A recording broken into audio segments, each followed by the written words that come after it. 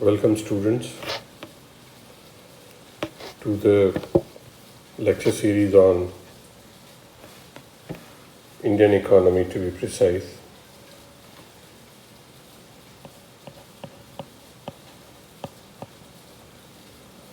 It's been a long time we met.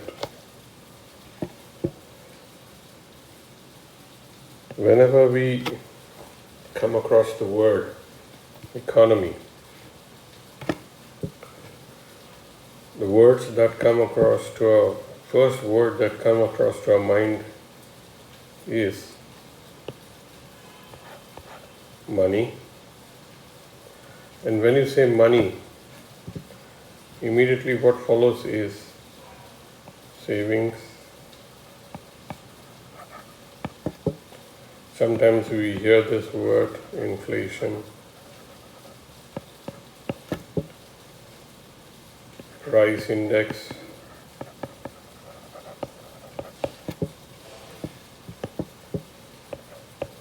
export imports, rainfall, per capita income, GDP, GNP,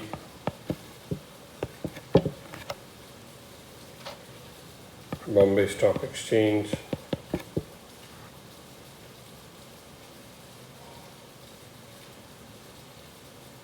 RBI, currency,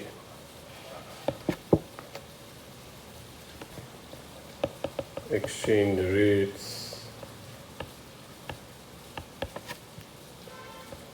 foreign exchange, Human Development Index,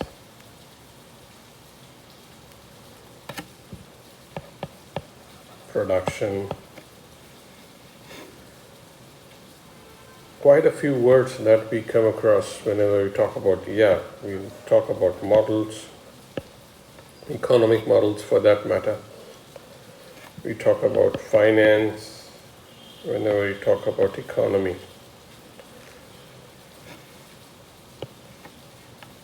We talk about unemployment.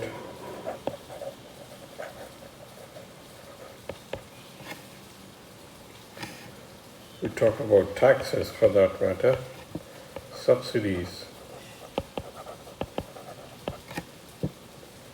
public distribution system, PDS, right?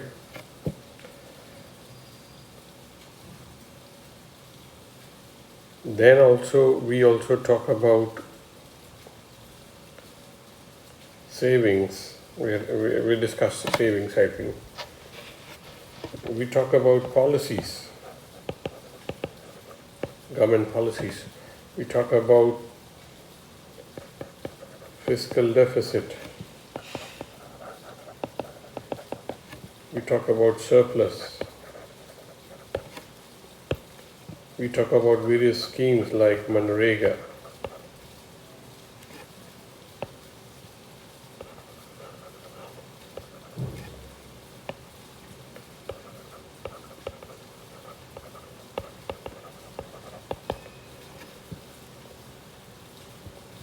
We talk about like shelter for all, so on and so forth. A lot of aspects can be talked about as far as the word economy is concerned. It's a very broad term, very broad term. Later on we will be talking about Indian economy, but to understand Indian economy we need to understand quite a few words, quite a few terminology that is being taken care of. Now, to understand that, let us understand what exactly you mean by the word economy. Economy generally is a system. It's a system. What do you mean by that? It's a mechanism.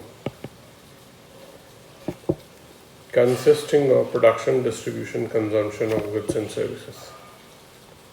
It's a mechanism where you talk about production, distribution and consumption, that is P, D and C of economic activity. What are these called as? Right? These three aspects. If you see these three aspects, this is what we call it as economic activity.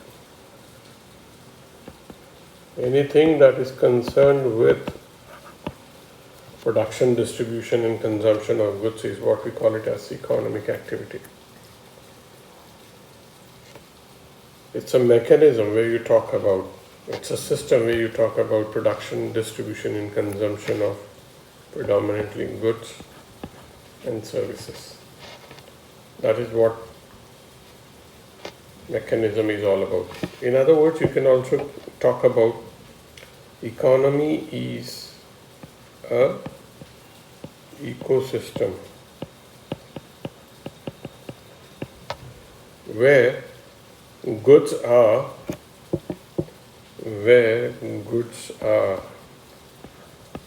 produced, distributed and consumed, or services are provided for distribution and consumption. It's an ecosystem. We're talking about an ecosystem here. That is what we call it as economy.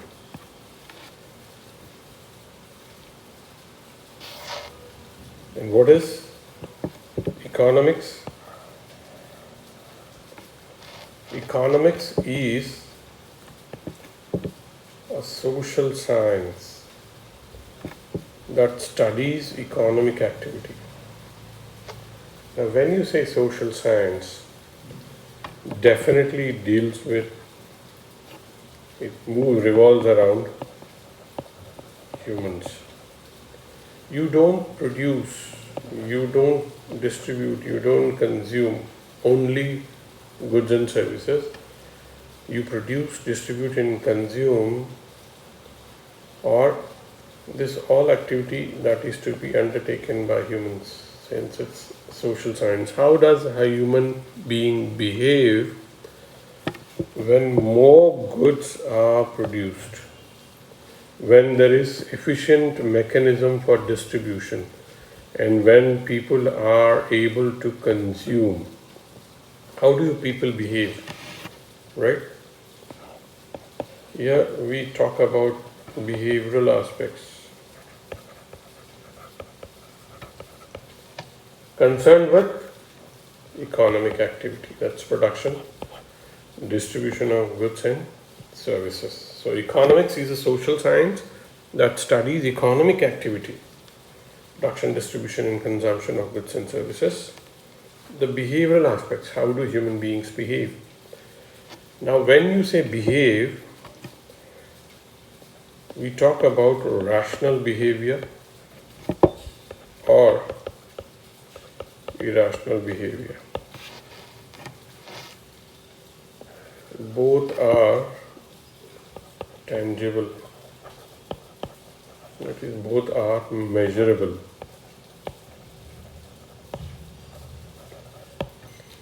To put it simply, if I say rational, right? If I say rational over here, now how it is reflected in economics? Say for example, to give you a very simple explanation for that, if prices come down, demand goes up, right? Now what is this? This is rational behavior. This is rational behavior. Even if the prices are going up, demand goes up, supply goes up. Even if the incomes are falling, inflation is high, still people are consuming. That is irrational behavior. This is studied in economics, right? And economics is studied from two perspectives: macro level, micro level. Now, when you say macro level, before that, let us conclude with what is microeconomics. Microeconomics generally deals at organizational level. Of course, everything you do in economics, for that matter, you do it for a single purpose, is to take decisions. Decisions, if you remember closely, what to produce. This was discussed in the first lecture.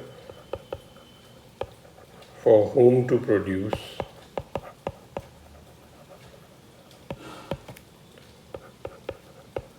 how to produce, why to produce, where to produce,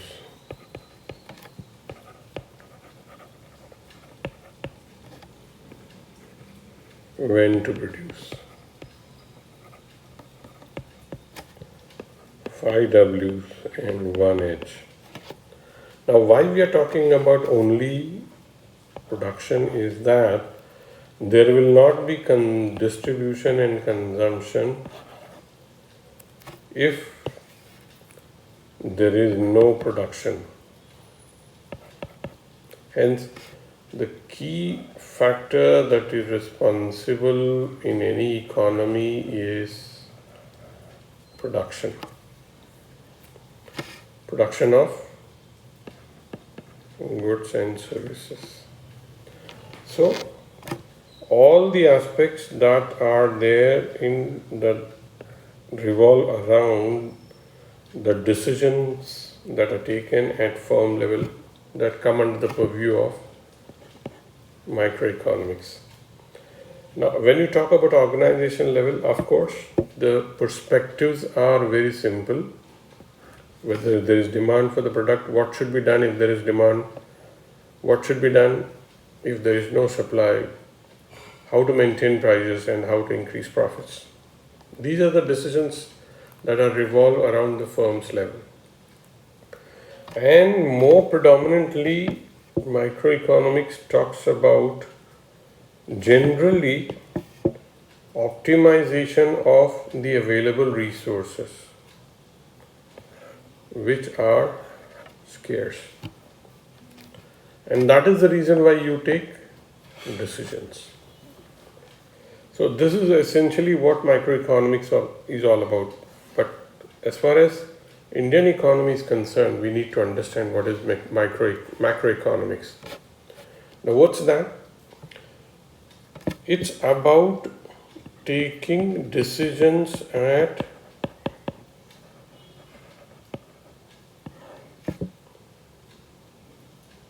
national level or at country level, whole. When you say whole, that means country level or national level. Now, what are the decisions that are related with that?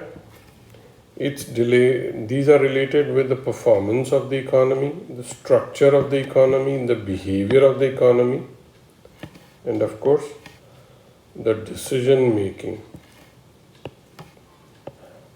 with respect to this. Now, when you talk about macroeconomics, you talk about the performance of the economy, right? When you say performance means whether the economy is going up, that is growth, or is the economy coming down, that is recession, or the economy is stable, right? That is what we talk about performance. So, when the economy is going up, what are the decisions that need to be taken at the national level, right? If the economy is booming, what does the government do? The government generally tries to push more manufactured goods into the stream so that they are consumed more, right? So to increase consumption, what does the government do? The government or the RBI, it reduces interest rates on loans and bonds, right? So what will that lead to? If the interest rates are reduced, consumption increases, and if the consumption increases, more production activity and more distribution activity, and it gives a spiraling effect. That's called a spiraling effect. One thing leading to the other, right? A ripple effect. One thing. If you drop a stone in the stillness of water, it creates ripples, and one single ripple pushes the other. It creates other ripples, and it keeps on pushing till it reaches the end, logical end. So that is what one mechanism is triggered, or one mechanism has triggered. That is, if the economy is booming, one situation is leading to what? Increased consumption, leading to increased production and distribution, and therefore the economy keeps on booming. And in the case when the economy is coming down, what does the government do? The government tries to firm up, right? It tries to firm up the activities that lead to the arrest of the fall in the economy. It will try to hold certain things back in case of recession. Now, recession might lead to what? It might lead to a position of unemployment. So, government comes up with various development activities as far as recession is concerned. If it is stable, it's okay. Now, structure. What sort of structure you need to have? Of course, the structure also depends upon the business cycles. These are called as business cycles. Everything revolves around this. Now, what does business cycle explain? It explains two things, if you remember. It explains the state and stage of an economy. So, macroeconomy essentially deals with structure. Now, in this scenario, how does the economy behave so that certain decisions are taken in the macroeconomic sense? It is also a study of aggregate indicators. Aggregate sum total of, it's called as sum total at different time frames. Now here when you say time frames, again different states of economy.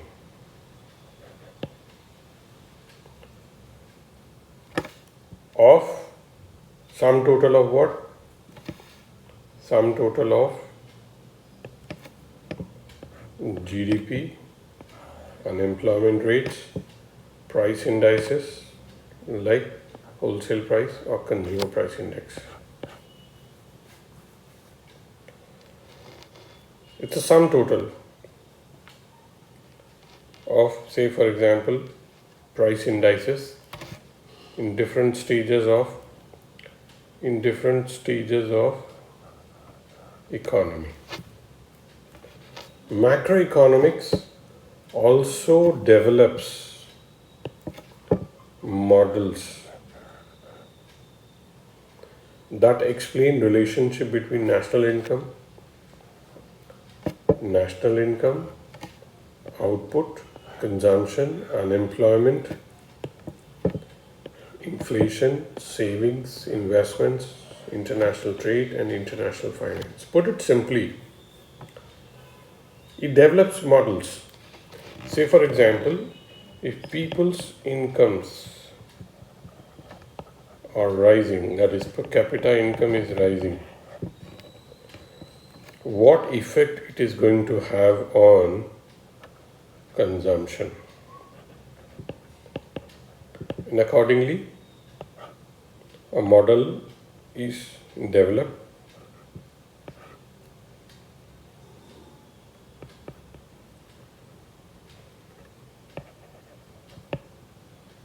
Say for example, if the income is starting here and if it's going up, how is consumption going to go, whether it is going to go up or it's going to come down. This is a model. Now this model gives us a relationship between income and consumption. Now why these models are essential? Let us try to understand. Before we try to understand the utility of models, let us see macroeconomics rests broadly on three pillars. National output measured in terms of GDP and GNP, national output, unemployment and inflation. Right? These are the three broad pillars on which the macroeconomics concept rests. If you see very closely, all three are interrelated.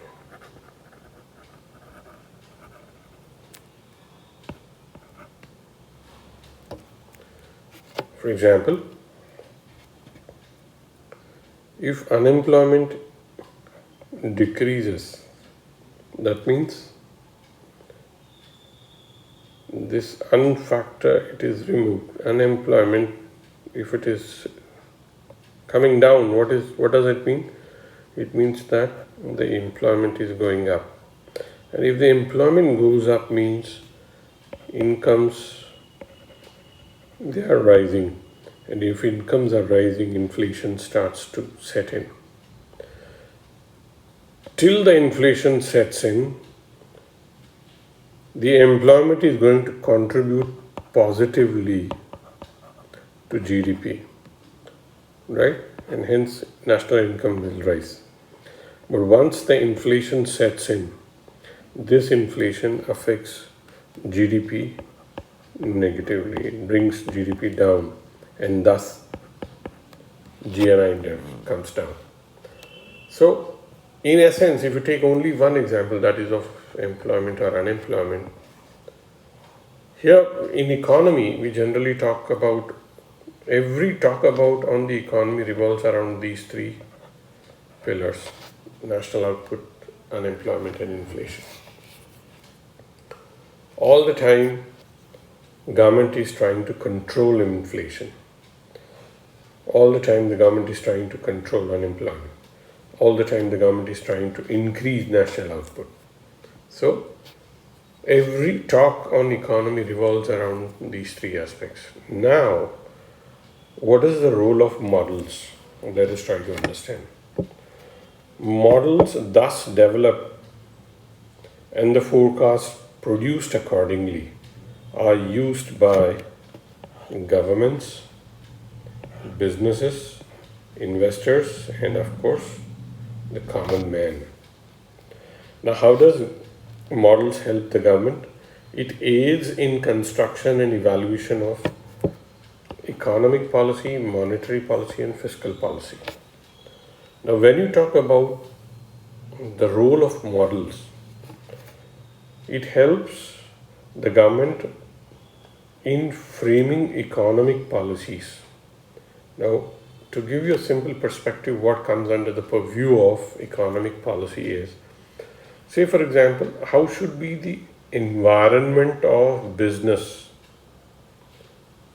in the country?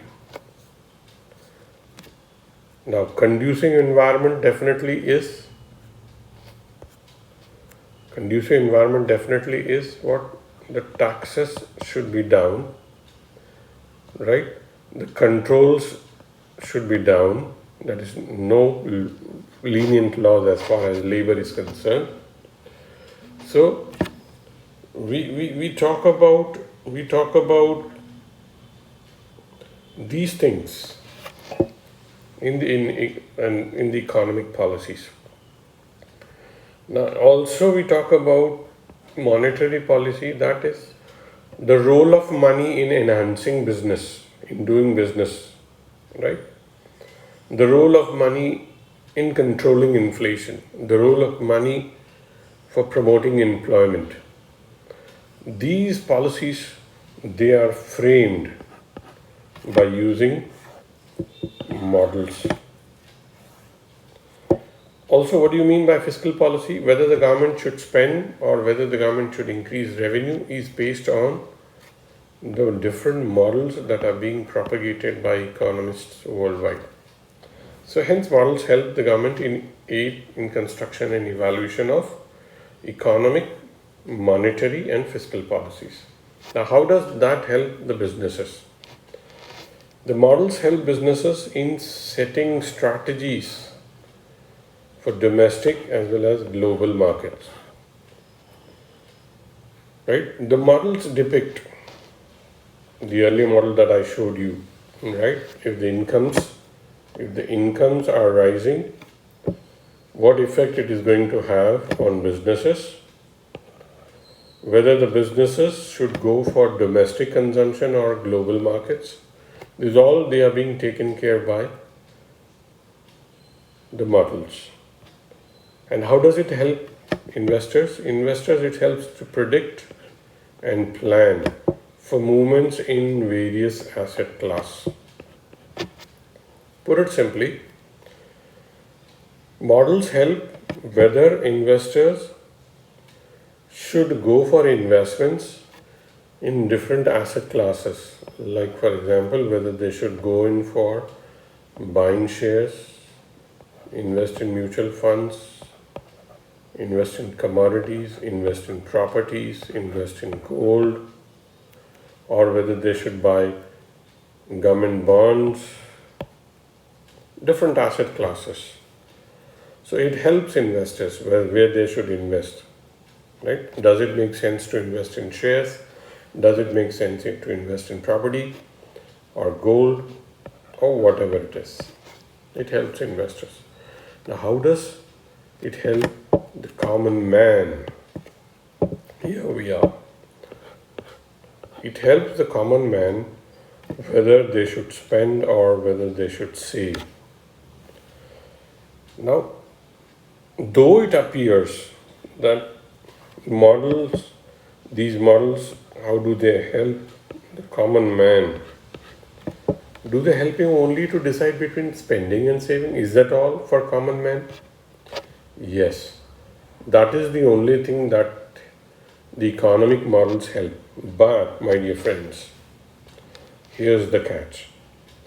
The whole economy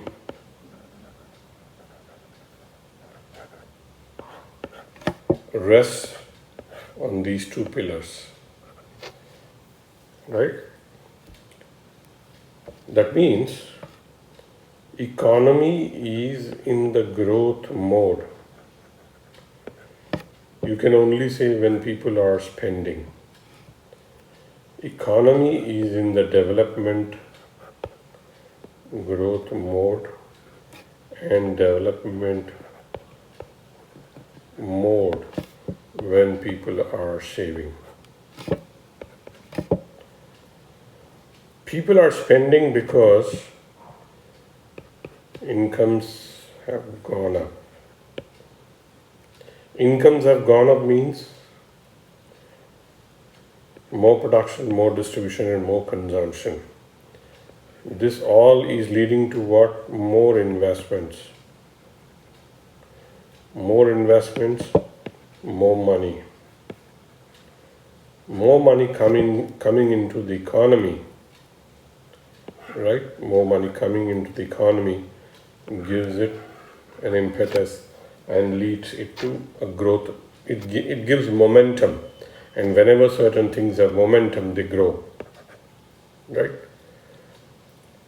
Now, instead of spending, people, they save. That means what? Government has Saving means what? Where they are going to save? Of course, in financial institutions, right? Now, if the money is coming back, this means savings means what? Money is coming back into the system. System means economy. Now, if the money is coming back into the system means, economy means, of course, government. If the money is coming back into the economy through systems, through financial institutions, government has more money at its disposal. So what does the government do? Government spends. Here the government spends. Now government spending leads to what? Development. That means in any way, whether the people are spending or people are saving, the money is coming back into the economy. This is what we call it as circular flow of economy. Either people are spending, brings back the money, either people are saving, money comes back into the system. System is what we call it as economy. So it's a beautiful subject. It's a very beautiful subject unless the only requirement for this is that there are two requirements for understanding any subject for that matter. First, you need to have awareness about the subject, and second, you need to have interest. Now, awareness by reading, interest by understanding the concept. Now, how you are going to understand that, how interest is created? By writing a bibliography. If you remember, a bibliography about words that are associated with the concepts. Now, when you write down the words that are associated with any given concept, you develop a vocabulary. And when vocabulary is developed, you understand the language of the subject. And when you understand the language of subject, everything starts to make sense. And if nothing is making sense, anything not making sense is what?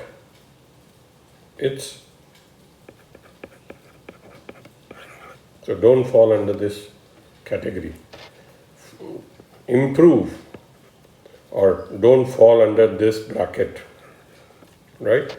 That is, if you try to increase awareness, if you try to develop interest, you definitely are going to make sense. Otherwise, everything what I'm saying is what? It's nonsense.